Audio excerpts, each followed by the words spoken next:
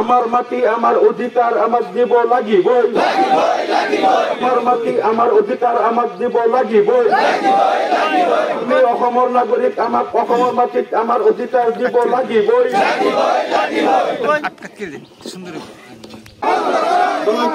নিৰ্ধাৰণৰ খেলি বন্ধ কৰক মিয়া মুছলমানক মানুহ হিচাপে গণ্য কৰক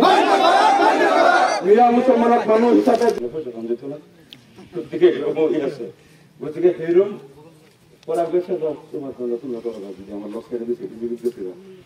আমৰা কথা হয়েছে ভালো আমাৰ দিবান দাবী আছে চাওক প্ৰথম কথাটো হ'ল যে আমাৰ এই চৰ্চা পৰিবিলাকত ইয়াত প্ৰায় 60-70-80 বছৰ ধৰি মানুহ যিসকল বসবাস কৰি আছিল সেই মানুহসকলৰ কাৰণে চৰকাৰে ইয়াত কেইবাখনো হস্পিটেল অংগনবাদী কেন্দ্ৰ এইবিলাক কৰিছে তাৰপিছত হঠাৎ যোৱা বছৰ এই চৰ্চা পৰিবিলাকত উচ্ছেদ কৰি মানুহক তাৰ পৰা খেদি পঠিওৱা হ'ল আৰু স্কুলবিলাক তাত ফৰেষ্ট অফিচ কৰা হ'ল কিছুমান ভাঙি দিয়া হ'ল গতিকে আমাৰ প্ৰথম কথাটো হ'ল যদি মানুহবিলাক অবৈধ আছিল তেনেহ'লে আগতে চৰকাৰে ইমান কোটি কোটি টকা খৰচ কৰি স্কুল আৰু হস্পিটেলবিলাক কিয় কৰিছিল আৰু যদি মানুহবিলাক বৈধ আছিল তাৰ কাৰণে এই স্কুলবিলাক কৰা হ'ল ল'ৰা ছোৱালীৰ কাৰণে তেনেহ'লে হঠাৎ কেনেকৈ অবৈধ হ'ল তেওঁলোকক খেদি পঠিয়ালে আৰু আমাৰ দ্বিতীয় দাবীটো হ'ল ব্ৰহ্মপুত্ৰ নদীৰ দক্ষিণ পাৰে নগাঁও জিলা আৰু ইয়াত শোণিতপুৰ জিলাই আহি পেলাই সীমা নিৰ্ধাৰণ কৰি গোটেই চৰ্চা পৰি এই এলেকাবিলাক শোণিতপুৰৰ বুলি তেওঁলোকে ইয়াত সীমাত তেওঁলোকে খুটি পুতি গোটেই উচ্ছেদবিলাক শোণিতপুৰে চলাই আছে নগাঁও জিলাৰ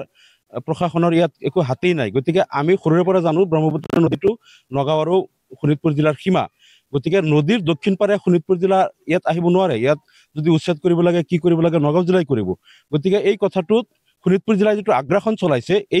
এইটোৰ আমি প্ৰতিবাদ কৰিছোঁ আৰু আমাৰ তৃতীয় কথাটো হ'ল যে ইয়াত বহু লোক আছে ভূমিহীন আৰু বহু লোক আছে যিসকল গৰাখহনীয়া আক্ৰান্ত তেওঁলোক এই চৰ্চাপৰীত বহু বছৰ ধৰি তেওঁলোকে চৰ্চাপৰীত বানপানী আৰু প্ৰাকৃতিক দুৰ্যোগৰ লগত মোকাবিলা কৰি তেওঁলোকে অসমখনক তেওঁলোকে শস্য শ্যামলা কৰি ৰাখিছে আৰু চৰ্চাপৰীত যিমান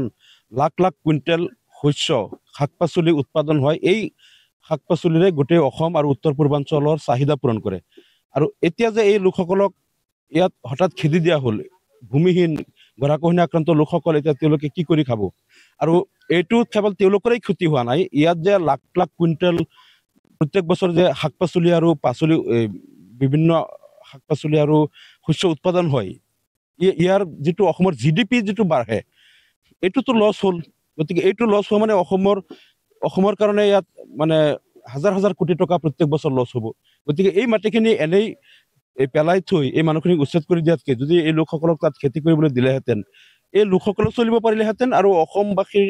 অসমৰ GDPও বাঢ়িলেহেঁতেন অসমৰ এটা কৃষি অৰ্থনীতিটো বিকাশ ঘটিলেহেঁতেন গতিকে চৰকাৰে কেৱল আক্ৰোশমূলকভাৱে মানুহখিনি মিয়া মুছলমান হোৱাৰ কাৰণেই যে লোকসকলক বিপদত পেলাবলৈ লোকসকলে যাতে চৰ্চাপৰীত খেতি বাতি কৰি তেওঁলোকে পৰিয়াল যাতে ভালকৈ চলাব নোৱাৰে উগ্ৰ